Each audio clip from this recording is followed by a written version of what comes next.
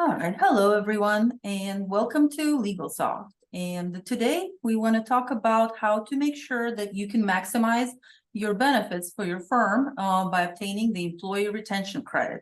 It's a very complicated process, and we want to make sure that we give you as much information as possible to make it easier for you. And the goal of this webinar is to make sure that we cover all the details and that you walk away from this with a clear understanding on how to get it done and what are the requirements and whether or not you can qualify and what would be the next steps. I would like to introduce our guest for today, Mr. Arian Iqbali, who is our expert on the employee retention credit. And I am Maria Furman. I'm the managing attorney here at LegalSoft. All right, so let's start with talking about the employee retention credit, what it is and how it works. Ariane, could you please tell us about the employee retention credit? What is it? Well, employee retention credit is one of the best products or best grants that in the past 20 years, Treasury Department has approved, helping business owners. As you know, when we started the pandemic, it was very hard for all the business owners, and government came up with a program called PPP, helping business owners that their revenue dropped by a certain amount of points and percentage, and they were getting grants. After receiving the first PPP and the second PPP, the third PPP came to help the business owners boost up their business. And then everyone realized that government is giving money to the companies and business owners that they're only doing less than what they were doing the year before. So if you would set your business to fail, you can get this money. So you have to show your revenue dropped in order to receive that PPP money. And if your business was booming and growing and you're hustling and you're trying to expand your business and your revenue goes up, then you're not qualified for that PPP money. So everybody were complaining. The business owners that they're doing good, they're going above and beyond to survive this pandemic, they complained, and the program changed.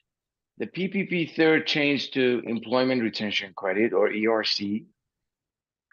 And along that, a lot of rules and regulation changed, and it opened up something that it was never opened up for a lot of business owners, that they can take advantage of that credit and that grant, which till this day, it's one of the best grants and credit is the government has issued to any small business owners. So how does the ERC work? Well, ERC basically it's for helping business owners that they kept their employees, their W-2 employees mainly. It's a reward because if you would have let go of these employees, they would have gone to unemployment, they would have claimed their unemployment, and as a result, government had to pay about $3,000 a month, roughly, for them. So just because you kept them under your roof, you worked so hard, maintaining your employee, retaining your employees, and writing them a check, now government gives you back this credit. And if you're a business owner, less than 500 employees, and you have W-2 employees, you qualify with this grant, which is a very valuable tax credit, which it comes in the form of a check to your business. So let's talk about what are the eligibility criteria and Sure. what does it mean to have qualified wages and how much people can get? Well, calculating ERC is a little bit complicated. It goes through various calculation. You have to deduct the amount of PPP that you received. And also you can get certain amount, 50% for 2020 and 70% for 2021. If your employees are your relative, the calculation is a little bit different. You as a business owner, your calculation is a little bit different. So calculating ERC is very complicated. And throughout the process that ERC has opened up, new guideline comes up, new requirement comes up, new ways to apply ERC comes up, and it makes it available. You mentioned the PPP loans. What happens if the business already obtained the PPP loans and maybe got a portion or all of it forgiven, and it was based on some of the payroll or some of the salaries that they've paid to those employees? Can they still get ERC? Oh, absolutely. This is as I mentioned, this is advertised as a third PPP in some companies. You can think about it as a third PPP kind of way, but if your revenue has not decreased and you had a great 2021 and you had a great 2022, you still be able to apply through this ERC. And the best part is if you have, for some reason, you missed the deadline or you haven't applied any PPP, now is a good time to apply your PPP through ERC process. So you don't leave any money on the table. Got it. What are the requirements for applying it? What kind of documents are needed, and how would it be submitted? Well, as I mentioned, this is through Treasury Department and it's a federal grant. So every states are qualified as long as you have a W-2 employee and as long as your business is still open, you still qualify for ERC. There are various documents that we need, but in order to calculate your or estimate your ERC amount, we need your 941s and equivalent of D9C California, which in every state is different. And we'll send you along with the questionnaire to see how your business was impacted during pandemic so you can take advantage of this grant. All right, well, I kindly recommend to everybody who has not done this yet, who hasn't filed for ERC, to contact us, and we will provide you with further guidance on this and make sure that you qualify. There are a lot of rules that are involved in this, and there are some tight deadlines. It's a complicated process, and we're going to be there to guide you through it and make sure you can maximize your benefits. Let's go through some. I have a few questions that I wanted to ask you before we finish this, as they were coming up. Sure. If, for example, if my firm had the 1099 contractors, can I use what I paid to them to obtain ERC? ERC, as I mentioned, it's an amazing grant.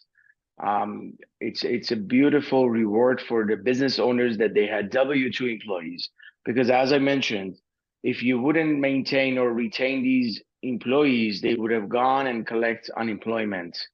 So government is giving you this credit because you retain these employees and giving you the credit as a business owner. Unfortunately, 1099 in this specific grant, 1099 does not consider as a formal employee. So it needs to be the employees for which the employer paid payroll taxes during the Absolutely. That's why we require your 941s and your D9Cs.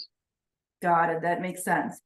I know there are some time constraints on when one can file for ERC. Do we still have time? How much time is left? Unfortunately, as the time is against us, and unfortunately, as the time goes by, you're losing the you're losing the opportunity to maximize this grant. And unfortunately, as you know, there are a lot of news that government is putting a pause in this program. Government is running out of funds for this program. This is a beautiful, amazing reward that has been out there for already over 2 years. There are a lot of rumors that government going to close this program by end of this year. So I highly recommend you submit your application as soon as possible before government runs out of the fund or you miss the statute of limitation. Got it. So we're kind of like down to the wire here. We only have potentially a few months left maximum, right? Couple months only left. Yeah, time is unfortunately against us now. Got it. Wow. Is there a limit on the number of employees that the firm can have to get this? We normally, I know a lot of firms, they don't touch ERC if you have less than 10 employees because it simply doesn't worth it for them. But as a agreement that we had with LegalSoft, we will help any business owners that they have even more than 2 employees. We're comfortable to do their cases. But again, case by case varies. We need to make sure who are the 2 employees. Are they related, not related? So it goes through a big questionnaire of how we do this, but the program of ERC is basically it's for any businesses that they had W-2 employees. So if you have one or two employees all the way to 500 employees, I highly recommend you apply for this grant. I know a lot of law firms, they would have the main owner of the firm, the attorney themselves, get paid as a W-2 employee of the firm. Yes. Would the attorney themselves qualify to get the ERC for what they paid themselves? They are qualified, but a portion of that wage they qualify. You cannot receive the entire imagine this. If you have a regular employee that not related to you, it's not your brother, brother-in-law, your sister, or your not blood related employee, you would get more money for retaining that employee versus yourself as a business owner. So you still get credit, some credit, but not the entire full amount as a regular employee. Got it. And if your employees are related to the owner, that does not disqualify them automatically? It doesn't disqualify them, but it affects the number for sure. And that's our job to calculate properly what your number would be. I see. One more thing that I wanted to clarify. What kind of effect does the company has to show that they suffered during the pandemic? You said that they don't necessarily have to show a reduction in revenue, but they have to be affected. How do they have to be affected? Well, applying let me bring up the current guideline, because as I mentioned, the guidelines are keep changing and they're adding new ways to apply for ERC, which is amazing. So now practically all business owners are qualified, or 99.9% of business owners are qualified. But applying ERC goes two ways. There's the avenue, or there's a way that you apply if your revenue has dropped, or prevented operation. Prevented operation is what happened to your business that you've been impacted during pandemic, such as you couldn't go to courthouses anymore. Everything was going through online. You had to connect through LA Court Connect, or you couldn't see your client the way you would normally see. Your office meetings were limited. The coffee rooms were limited. You had to do anything that it interrupted your business or operation, such as your relationship with your clients, a simple meeting with your client that, instead of having them in your office, now you have to do it through Zoom or any online platform. The waiting room capacity, the limitation that, it was subjected, most waiting areas or coffee areas were subjected to capacity limitation because of the CDC guideline. If in your lobby you could have about 10 clients waiting for your staff to be seen, now you are limited because of CDC guideline, and you had to keep them 6 feet apart. Maintaining a sanitary products, you had to provide hand sanitizers, masks, and everything else. Whatever you've done for telecommute, a lot of law firms, they send their employees and paralegals to start working from home and work remotely. That was an impact for their business. Not everybody is comfortable working remotely. Hiring more staff or firing more staff because of pandemic. Some law firms, they had to hire more supervisors to supervise on the employees that they normally would see on their floor.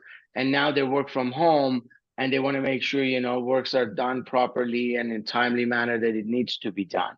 Buying some material that they wouldn't have to buy before pandemic. You would provide computers, softwares, and system for your staff at office, but now they have to work from home. So, we had cases that they had to provide laptops and change their software to make it as a cloud software so they can access through the system. So whatever changes you have done during pandemic, it will be considered as a prevented operation. So that means that pretty much anybody would qualify under those new criteria, because we were all affected by it. The court changes, the new regulations affected every attorney. Everybody had to either work remotely or limit the capacity of the office. So everybody were affected by the pandemic, at least in some way. As I mentioned, since ERC came out about 2 years ago, things has changed a lot, and it was updated, and it's about 300 pages that it goes through all the rules and regulation, and it keeps getting updated and updated. So it's very hard to having a business that is not qualified for ERC. So if somebody, let's say, researched it a couple years ago and determined that they don't qualify, they should really revisit it right now, because after all these changes, they might qualify today. Something I get a lot is we run this with our CPA. My CPA is against it. My CPA said, no, you're not qualified. Or another, I spoke to another law firm that he was saying that my revenue went up. I added more employees because my business was booming. And, but my CPA say you're not qualified. Most CPAs, they're not up to date with ERC, unfortunately, because simply it doesn't worth their time to go through the whole 300 pages of rules and regulation and become a master of a product that it's only available for the next couple of months only. So they're already busy with your tax returns and your quarterly reports and all the things that they already overwhelmed with. So having them, you rarely see a CPA firm go through the whole training process, become a master of ERC for a program that, as I mentioned, only a couple months left. So I highly recommend, if you've received a rejection or your CPA is not sure about it, definitely contact us. We will go through it. We'll make sure you know how you can qualify. If you qualify and if there's any money left on the table for you, we'll help you collect it before the program ends. Yes, great. This is a lot of very useful information. Thank you so much, Aryan. Everybody who's listening to this, please click the link in the description for more information, and contact us, and we will help you navigate through this process and make sure you can get as much money as you can and maximize this benefit to its full potential for your firm. Thank you very much, Aryan. Thanks for having me. God bless you. It's been a pleasure.